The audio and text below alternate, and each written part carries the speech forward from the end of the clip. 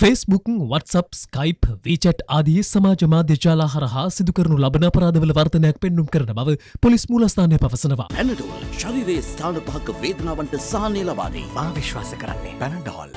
අයඩෙක්ස් head fast. ඔබට දැනෙන හිස කැක්කුමට විනාඩි 2කින් සහනය ආරම්භයි.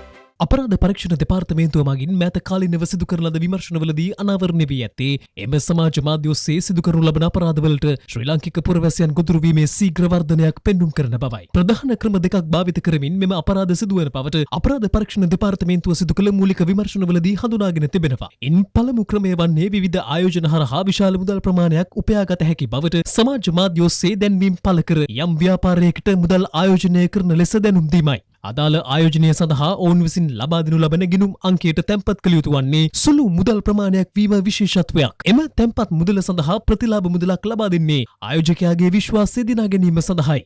එවැනි පියවර කිහිපයක් යටතේ අදාළ ආයෝජකයාට මුදල් ලබා දෙන ජාවාරම්කරුවන් ගනුදෙනුකරුවන්ගේ විශ්වාසය වැඩි කර ගනිමින් ඔවුන්ව මේ සඳහා ඇබ්බැහි කරගන්නා බවටයි අපරාධ පරීක්ෂණ දෙපාර්තමේන්තුව සිදු කළ විමර්ශනවලදී අනාවරණය වී තිබෙන්නේ. එම විශ්වාසය මත පසුව විශාල මුදල් ප්‍රමාණයක් ආයෝජනය කරන ලෙසට උපදෙස් ලබා දෙන ජාවාරම්කරුවන් ඒ සඳහා දේශීය බැංකු කිහිපයක ගිණුම් අංකද ලබා දෙනවා. නමුත් වැඩි මුදල් ප්‍රමාණයක් තැන්පත් කළ පසු ඒ සඳහා කිසිදු ප්‍රතිලාභයක් හිමිවන්නේ නැහැ. මේ සම්බන්ධයෙන් මුදල් ආයෝජනය කළ පුද්ගලයන් විමසීමේදී ප්‍රතිලාභ ලබා ගැනීමට නම් ආරක්ෂක බදු රේගු ගස් වැනි වෙනත් ගෙවීම් සිදු කළ යුතු බව ජාවාරම්කරුවන් දැනුම් දෙනවා. ඒ සඳහා තවත් අමතර මුදල් ප්‍රමාණයක් තැන්පත් කළ යුතු බවත් පවසමින් තවත් මුදල් ලබා ගැනීමට පොළඹවා ගන්නා බවයි පොලිසිය පවසන්නේ. ඒ සම්බන්ධයෙන් දිගින් දිගටම විමසීමේදී ඔවුන් කිසිදු ප්‍රතිචාරයක් දක්වන්නේ නැහැ. මෙම ජාවාරම්වල දෙවැනි ක්‍රමය වන්නේ සමාජ මාධ්‍ය ජාල ඔස්සේ නිවසේ සිට රැකියාවල නිරත වී විශාල මුදල් ප්‍රමාණයක් උපයාගත හැකි බවට දැන්වීම් පළ කරමින් පුද්ගලයන් ඊට පොළඹවා ගැනීමයි. එම පුද්ගලයන්ගේ ගිණුම් අංක ලබාගෙන ඒවාට තැන්පත් කරන මුදල්